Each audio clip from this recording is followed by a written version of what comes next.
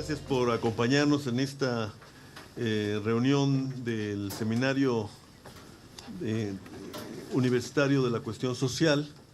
Como lo anuncié el miércoles pasado, en esta ocasión pues tenemos como invitado y ponente al doctor Eduardo Sojo Garza Aldape, quien es actualmente el presidente de la Junta de Gobierno del Instituto Nacional de Estadística y Geografía, el INEG, lo que normalmente los antiguos hemos conocido como el INEGI. Y se sigue llamando INEGI. Y se sigue llamando INEGI. Es para el seminario y para la universidad pues un honor que debemos celebrar el que Eduardo nos acompañe esta tarde para hablar del censo y, según me dijo él, de otros productos que el INEGI está llevando a cabo y ofreciendo a la ciudadanía mexicana. Algunos de nosotros hemos tenido un largo contacto primero con la preocupación sobre la necesidad de conveniencia de que la información económica y social fuera accesible al público. Esa preocupación duró muchos años, allá en los 60s y primeros 70s, cuando en vez de esta accesibilidad, yo digo, el doctor Xerox entró a nuestro auxilio. Entonces fotocopiábamos clandestinamente la información. Recuerdo yo por lo menos los informes del Banco Mundial, que eran cosa prohibida en aquella época. Los fotocopiábamos y los distribuíamos. Aquí está Javier Alejo, Carlos Tello, que no me dejarán mentir, pero tampoco estarán de acuerdo conmigo porque están calculando los años de prescripción del delito. Y luego, bueno, se inició toda una movilización del sector público y reclamos de la ciudadanía en general por tener información adecuada, oportuna y accesible. Y ahí se empezó con un proyecto dedicado, por un lado, a la fotogrametría y por otro, a organizar y sistematizar la información económica y social, que resultó venturosamente en el INEGI, que ahora además pues, puede presumir de ser una entidad autónoma. Voy a tratar de frasearlo bien, dadas las circunstancias. Una entidad del Estado mexicano autónoma. No autónoma del Estado mexicano, porque en el Banco de México de repente confunden los términos. Y yo creo que no es conveniente hacerlo. Y bueno, tenemos, creo yo, una de las mejores producciones sistemáticas de información de que pueda presumir nuestra región latinoamericana y quizás, ya lo dirán los que saben, el mundo. Independientemente de las críticas y discusiones que hay y que debe haber sobre la producción de esta información y su validación y su calidad. Entonces, para nosotros, que nos dedicamos a hacer la investigación y la crítica social y política de los procesos del Estado en la materia, pues es realmente algo de lo que debemos congratularnos, el tener aquí al responsable principal de esta producción de información que es indispensable para pasar a esta etapa de la que hablan los epidemiólogos y los médicos, y yo he trasladado a la política, no solamente de la medicina basada en la evidencia, sino de la política basada en la evidencia. Esto creo que sigue siendo un reclamo no concluido de la investigación académica en general del país, pero yo espero que en discusiones y presentaciones como esta, nuestro seminario y la Universidad Nacional pueda contribuir al enriquecimiento de esta producción y sobre todo a su uso eficiente para la política, es decir, para los fines de la elaboración de la política social, de su evaluación y de la política económica, que es en parte lo que nos convoca en este seminario, Eduardo. No solamente recrear y, si es posible, enriquecer nuestro conocimiento, en este caso sobre lo social, sino explorar el riesgoso terreno de la traducción de este conocimiento a propuestas de política. En esto hemos invertido formalmente hablando los últimos 10 años, estamos a punto de cumplir 10 años con este seminario, y pues muchos de los aquí presentes mucho más, y eso debemos celebrarlo. Tú sabes, Eduardo, que cuando se planeó el levantamiento del censo, pues hubo reuniones de académicos, de investigadores, tanto de esta universidad como del Colegio de México y de otras instituciones de educación superior e investigación, en las que pues se sometió a escrutinio el planteamiento original del INEGI y supongo sus resultados, ¿no? Aquí hay algunas personalidades, ¿no?, muy activas y presentes, como Luz María, a quien me da mucho gusto recibir por primera vez en mucho tiempo, ¿no? Pero hay varios colegas que están aquí presentes. El censo ya lo tenemos con nosotros, pero la discusión sobre sus resultados, pues no creo que sobre, ¿no?, sino me parece que es un paso indispensable para avanzar en las tareas propias de la investigación. Pues no me queda más que volverte a agradecer, y a tus colaboradores su presencia y su disposición a dialogar con nosotros en esta sesión vespertina, y sí insistir en que si queremos una sociedad descentralizada en lo político y una economía también descentralizada, supuesta o realmente basada en las lecciones del mercado, cada quien aquí tiene sus posiciones, si de algo requerimos en ambos campos, es de una información creíble y oportuna. Te escuchamos en los tiempos en que convinimos, y luego pues vendrán preguntas e intervenciones del caso. Eduardo, muchas gracias. Por supuesto, Rolando, al contrario. Muchísimas gracias. Los agradecidos somos nosotros de tener esta oportunidad de estar aquí en la universidad, de estar en este seminario. Hoy es un buen día.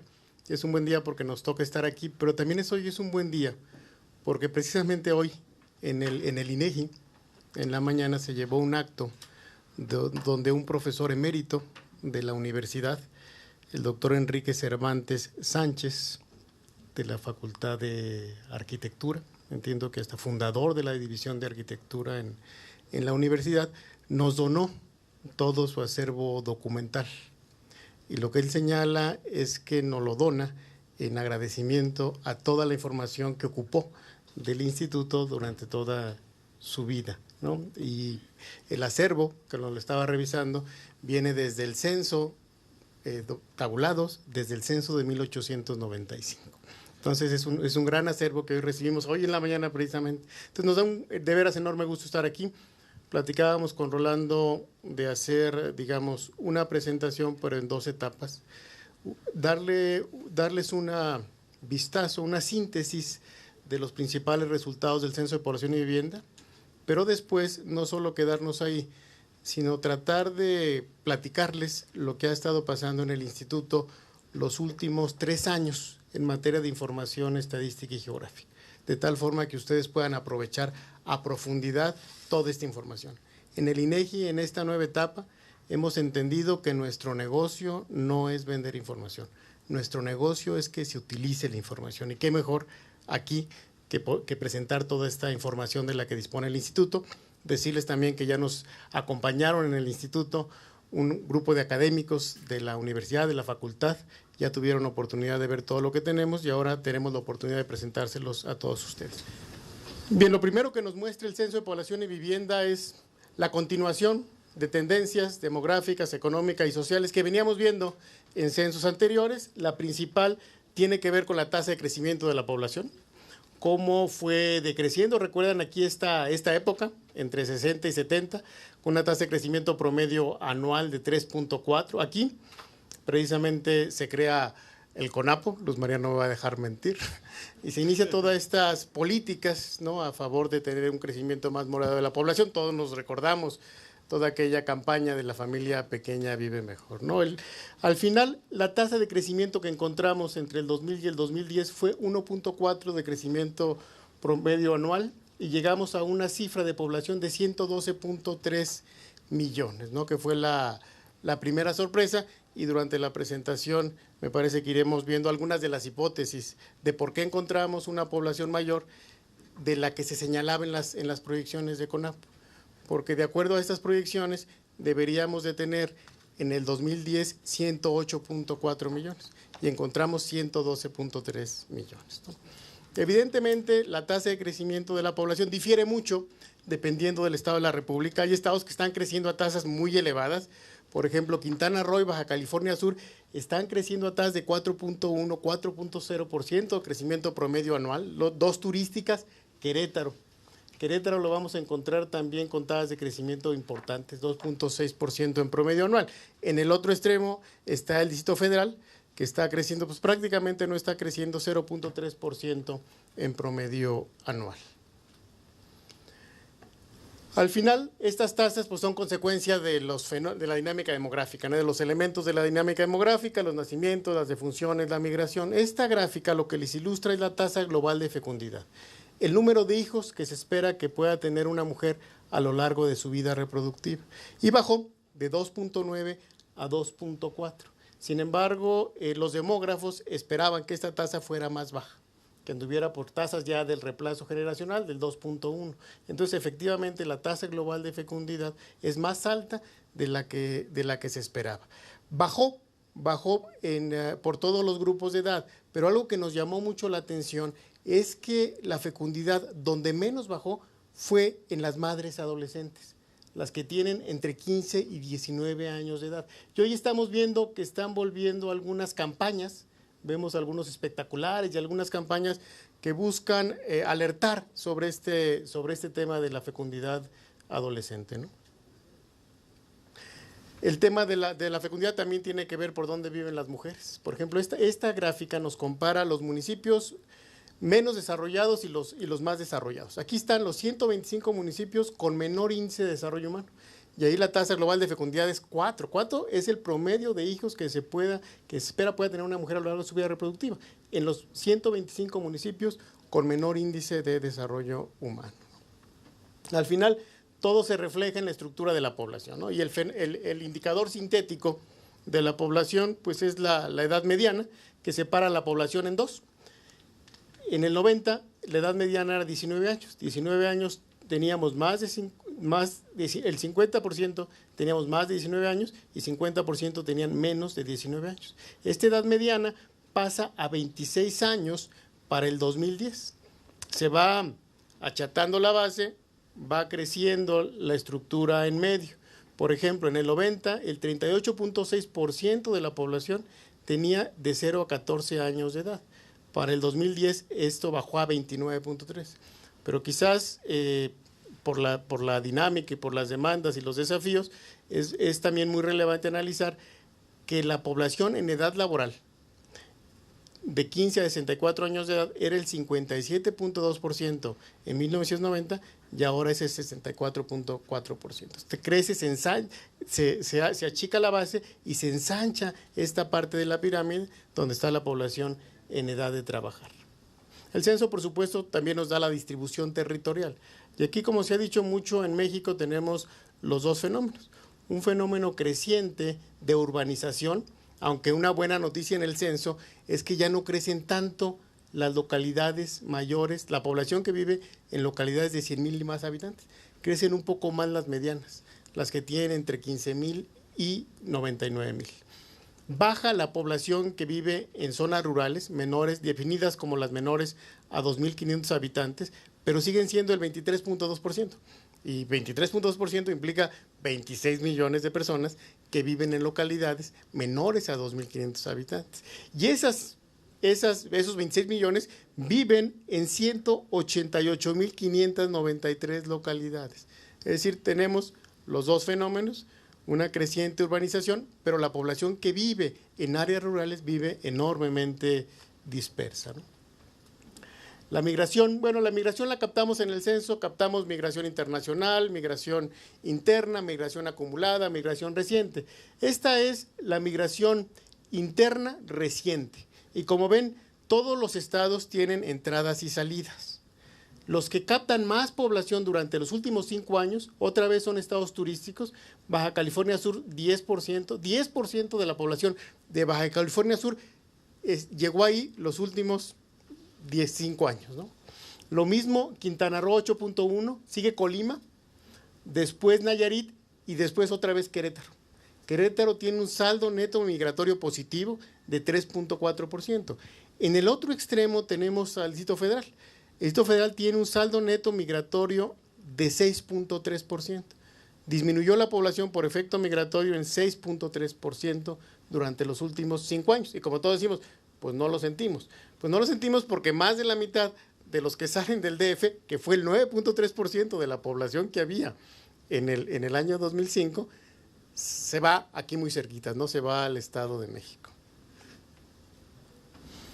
Otro tema del censo tiene que ver con la escolaridad. Va creciendo la escolaridad de la población. En 1990 éramos un país de poco más de primaria. Nos estamos acercando a ser un país con un promedio de escolaridad cercano a tercero de secundaria, 8.6 grados de escolaridad promedio.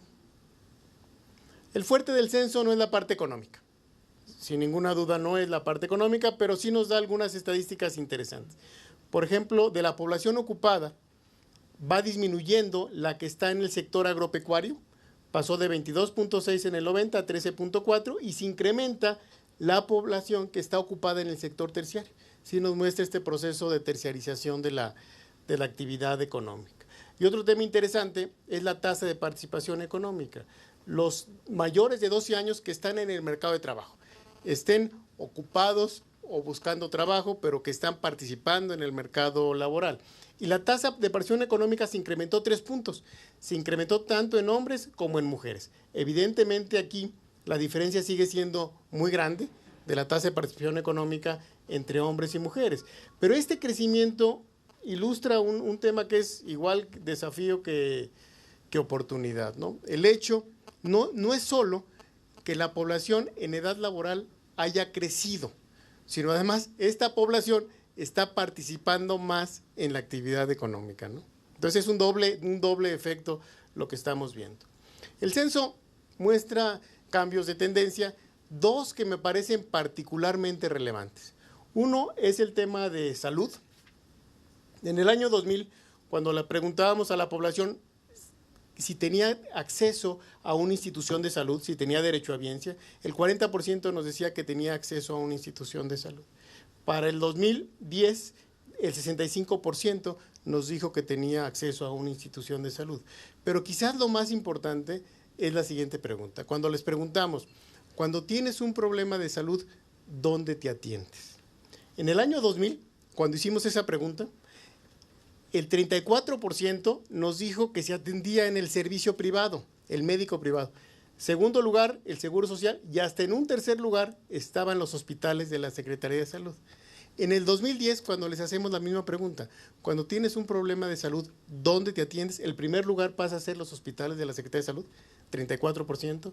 Segundo lugar, el Seguro Social. Y tercer lugar, el servicio privado, con las implicaciones que esto tiene para las familias. El otro tema importante es la migración, ¿no? Es un tema fundamental para explicarnos qué está pasando en materia de población.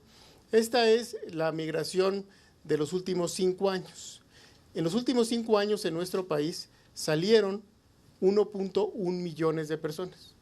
De ese 1.1 millones de personas regresaron 350,000.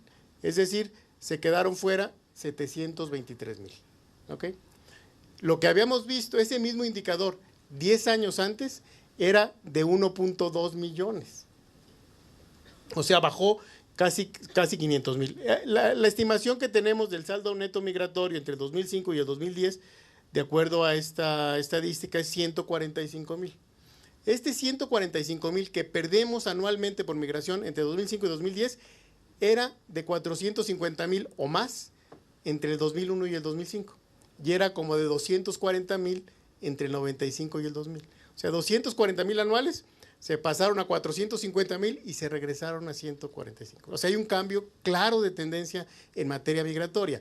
Pero no solo están saliendo menos, están regresando los que estaban afuera. Encontramos en el censo que en el 2010 había 1,080,000 personas que en el 2005 vivían en otro país.